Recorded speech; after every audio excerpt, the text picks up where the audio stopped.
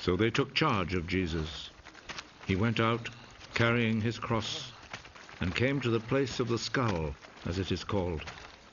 In Hebrew it is called Golgotha.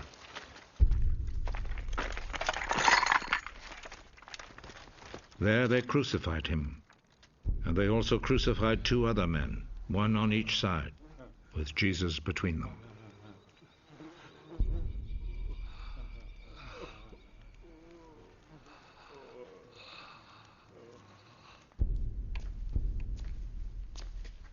Pilate wrote a notice and had it put on the cross. Jesus of Nazareth, the King of the Jews, is what he wrote.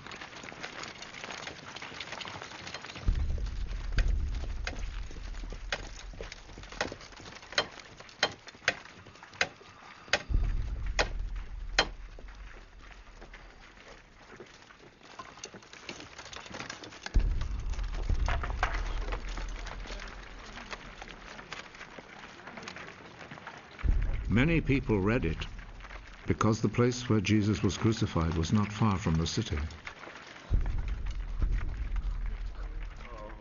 The notice was written in Hebrew, Latin, and Greek. The chief priest said to Pilate, "Do not write the King of the Jews, but rather..." This man said, "I am the King of the Jews." What I have written stays written.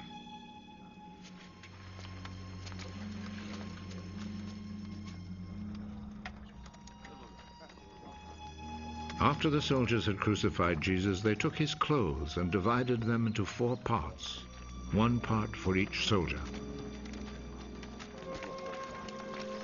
They also took the robe, which was made of 1 piece of woven cloth without any seams in it. The soldiers said to one another, "Let's not tear it. Let's throw dice to see who will get it." This happened in order to make the scripture come true. They divided my clothes among themselves and gambled for my robe. And this is what the soldiers did. Standing close to Jesus' cross were his mother's sister, Mary, the wife of Clopas, and Mary Magdalene. Jesus saw his mother and the disciple he loved standing there. "He is your son." Then he said to the disciple, "She is your mother." From that time, the disciple took her to live in his home. Jesus knew that by now everything had been completed. And in order to make the scripture come true, he said,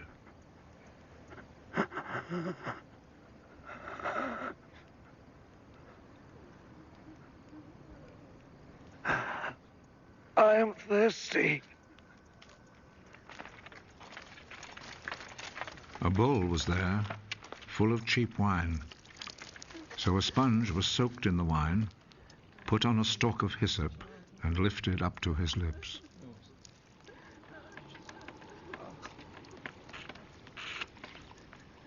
Jesus drank the wine.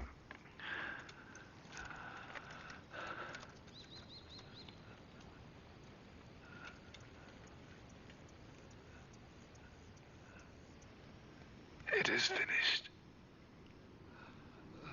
Then he bowed his head and gave up his spirit.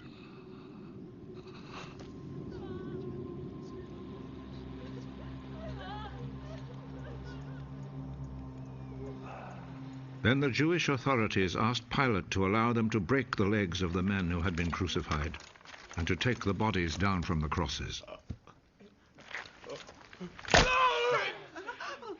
They requested this because it was Friday, and they did not want the bodies to stay on the crosses on the Sabbath, since the coming Sabbath was especially holy. So the soldiers went and broke the legs of the first man and then of the other man who had been crucified with Jesus.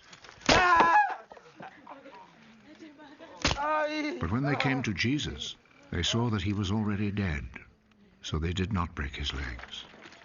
One of the soldiers, however, plunged his spear into Jesus' side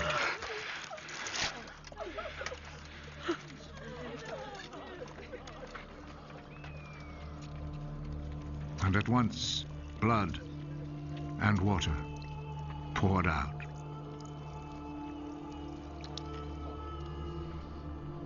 The one who saw this happen has spoken of it, so that you may also believe.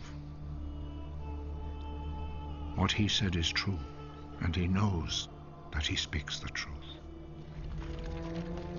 This was done to make the scripture come true.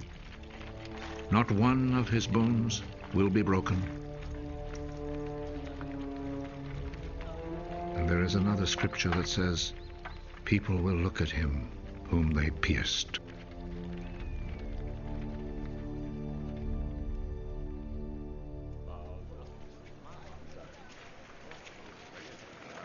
After this, Joseph, who was from the town of Arimathea, asked Pilate if he could take Jesus' body.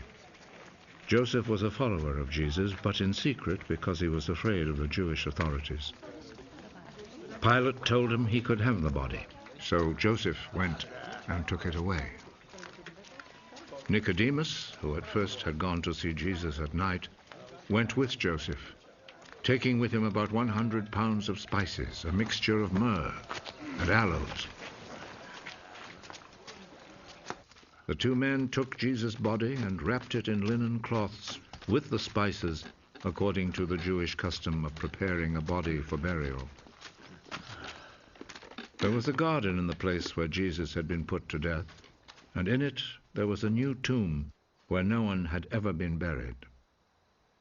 Since it was the day before the Sabbath, and because the tomb was close by, they placed Jesus' body there.